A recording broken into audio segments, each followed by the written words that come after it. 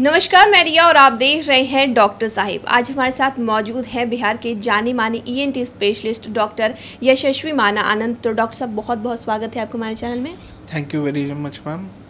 Sir, बहुत से लोग ये शिकायत करते हैं कि नाक से जो डिस्चार्ज या नाक से जो गंदगी निकलती है वो बदबू भी करता है, या फिर ये भी समस्याएं होती हैं कि कभी कभी जब गंदगी के साथ ब्लड जैसा कुछ दिखने लगता है, तो ये इसका कारण क्या होता है? मैम, नाक से बदबू आना या खून आना, नाक से खून आना पहले तो मैं एड्रेस करना चाहूँगा।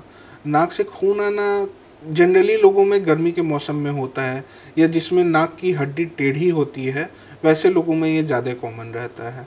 तो इसका ये मतलब नहीं है कि कोई बहुत बड़ा डिजीज़ है मेरे नाक के अंदर।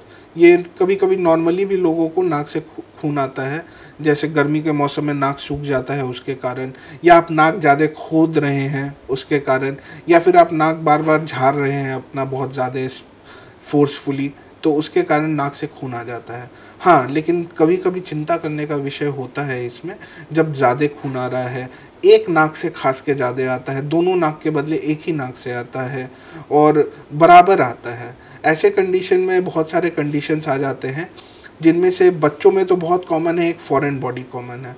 फॉरेन बॉडी यानी कि कोई वस्तु बच्चे अपने नाक में घुसा लेते हैं, जैसे जनरली चना के साथ बच्चे खेलते हैं, चना डाल लिया अपने नाक में, मेज़ डाल लिया अपने नाक में, ये चीज़ें बच्चे नाक में डालते हैं, पेरेंट्स को पता नहीं चलता है और वो बच्चों के नाक में ही रह के सड़ते रहता है और उसके कारण नाक से खून आता है।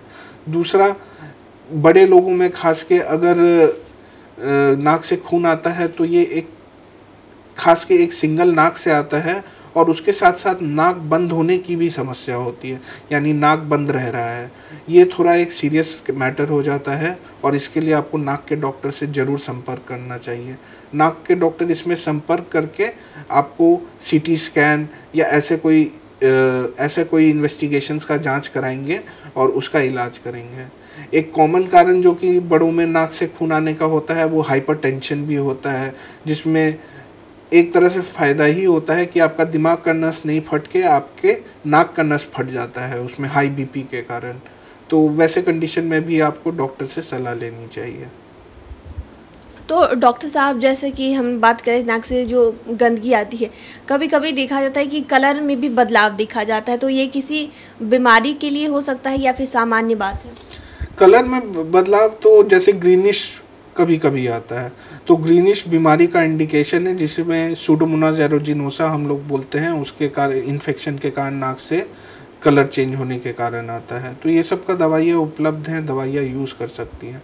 लेकिन यहाँ पे मैं ये बताना चाहूँगा कि नाक से बदबू आना ये भी एक गंदी बीमारी है और इन सब का एक कॉमन इलाज जैसे कहते हैं, जैसे मैंने बोला था पहले भी कि कान में सरसों तेल का इस्तेमाल नहीं कर सकते हैं, लेकिन नाक में सरसों तेल डालना बहुत फ़ायदेमंद होता है। उस सरसों तेल को आप उबाल के ठंडा करके फिर शीशी में जमा करके रखा करिए और उसके बाद नाक में डालिए। देखिए, आपके नाक से खून आना, हल्का फुल्का जो खून आता है, उस समस्याओं में बहुत आराम होगा। तो जैसा कि आपने बताया कि सरसों तेल डालना है, तो किस हिसाब से डालना है? कभी कभी लोग बहुत ज़्यादा डाल देते हैं, तो इसमें भी कुछ ये हो सकता है? ऐसा कुछ नहीं है मैम, इसमें यही है कि जो सरसों तेल होता है उसको पहले तो उबाल लेना है, फिर ठंडा कर लेना है। ठंडा करके आप एक शीशी में जमा करके रख लो अपने घर पे और 2-3 बूंद निकालना है और नाक में पूरा उसको अच्छी तरह से मिला देना है। लेकिन ये केवल उस कंडीशन में जहाँ कभी कभी खून आता है। अगर आपको बराबर खून आ रहा है और ख़ास के एक नाक से आ रहा है और साथ साथ उस नाक से सांस लेने में भी दिक्कत हो रही है, तो पहले आपको डॉक्टर से ही मिलना चाहिए ऐसे कंडीशंस में। तो अगर इस समस्या को लेकर, जैसे कि आपने फॉरेन बॉडी के बारे में भी जिक्र किया था, तो इन सब समस्याओं में जैसे कि कब ईएनटी डॉक्टर से मिलने की बहुत ज़्यादा ज़रूरत हो जाती है और किस समय मिलना चाहिए? जैसा कि मैडम पहले भी कहा, फॉरेन बॉडी एक बहुत कॉमन समस्या है, खास के आज के बच्चों में। क्यों कॉमन है? क्योंकि आप देखी होगी कि जो चिप्स के पैकेट वगैरह मिलते हैं उनमें छोटे छोटे खिलौने होते हैं, जिस खिलौनों के छोटे छोटे पार्ट्स होते हैं और बच्चे उनसे खेलते रहते हैं। तो ऐसे कंडीशन में बच्चे नाक में वो डाल लेंगे, कभी मुंह में डाल लेंगे, कभी कान तक में डाल लेंगे।